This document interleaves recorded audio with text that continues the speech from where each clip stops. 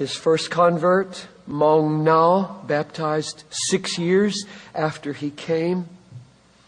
Long sowing, harder reaping, and then 1831 arrives. And God honors the dying and the self-hating, as it were. Listen to this quote. 1831. He arrived there in 1813. The spirit of inquiry is spreading everywhere. Through the whole length and breadth of the land, we have distributed nearly 10,000 tracts, giving to none but those who ask. I presume there have been 6,000 applications at the house. Some come 2 or 3 months' journey from the borders of Siam and China. Sir, we hear that there's an eternal hell. We're afraid of it. Do you have a writing to tell us how to escape it? Others from the frontiers of Cathay, 100 miles north of Ava. Sir, we have seen a writing that tells about the eternal God. Are you the man who gives away such writings? If so, pray, give us one, for we want to know the truth before we die. Others from the interior of the country where the name of Jesus is little known. Are you the Jesus Christ man? Give us a writing that tells us about Jesus Christ. That's an excerpt from Judson's own writing. However, between 1813 and 1831, the price had been absolutely enormous. In 1823, Anne and Adoniram moved from the coastal town of Rangoon up about 300 miles in to Ava, the capital, in the hopes that there might be more influence with the despotic emperor who could lop your head off in a minute. And little did they know that when they got there, Britain was going to attack Rangoon, which they did May of that year, 1823. Immediately, everybody Western was suspect and thrown into prison.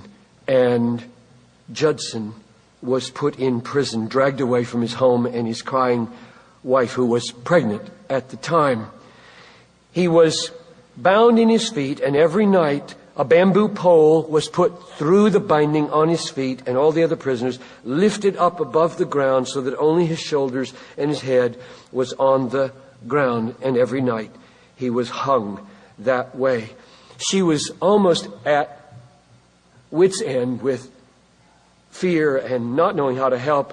She walked the 2 miles in the 108-degree heat over and over again every day to the palace, pleading for the Westerners that they're not spies and could they please have some mercy. And she got some mercy, and they were allowed to go out into the court during the daytime, but the vermin had so infested their hair from the rotting food that they had to be shaved bald, and still they were hung up at night.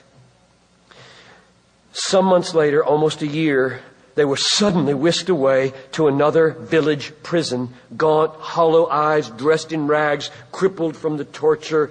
And they laid them, bound them, and this time their feet, open with wounds, were tortured by the mosquitoes that would come in at night off the rice paddies and just drive them to distraction with screams because it hurt so bad.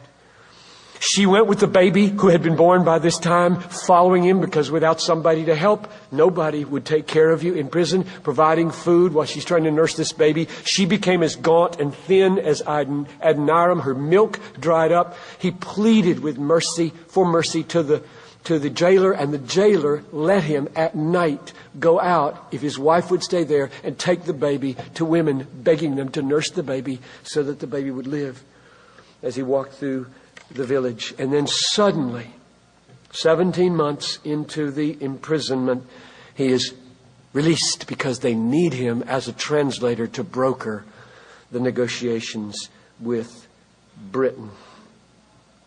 And now he's freed. And 11 months later, Anne dies. And 6 months later, the baby dies. It's now 1826. He had said in prison, "It is possible my life will be spared. If so, with what ardor I will pursue my work. If not, His will be done. The door will be opened for others who would do the work better." So God had given him strength. Confidence in the sovereignty of God had given him strength through the imprisonment. But now the darkness began to fall. And oh, did it fall. He heard in July, 3 months after the death of his little girl, that his father had died 8 months earlier. And all these losses produced psychological effects of devastating proportions. Self-doubt began to overtake him. He began to doubt that he was a believer, doubt that he had come out for any other reason than the aggrandizement of his own pride. He began to read Catholic mystics like Madame Guyon and Fenelon and Thomas à Kempis, who led him to do solitary ascetic efforts in a kind of self-mortification, trying to lacerate himself and somehow discover God again. He dropped entirely his Old Testament translation work, which had been the love of his life. He retreated more and more from people, from anything that might conceivably support pride or promote his pleasure. He refused to eat outside the mission compound. He destroyed all his letters that had been sent to him of any commendation. He formally, in a letter to the Baptist Magazine, renounced his honorary doctorate from Brown University. He gave away all of his private wealth, which was $6,000 at the time, to the Baptist board. He took a cut in his salary. He built a little hut out in the jungle and moved out there to live all by himself near Moulmein. And on October 24, 1828, the second anniversary of Anne's death, he lived in total isolation. Moved in. He dug a grave beside the hut and sat in front of the grave contemplating his own dissolution in the hope that somehow there would be awakening of spiritual life in his soul. He ordered all of his letters in New England destroyed, which is why we have so little. In Wayland's biography, it's almost all oral.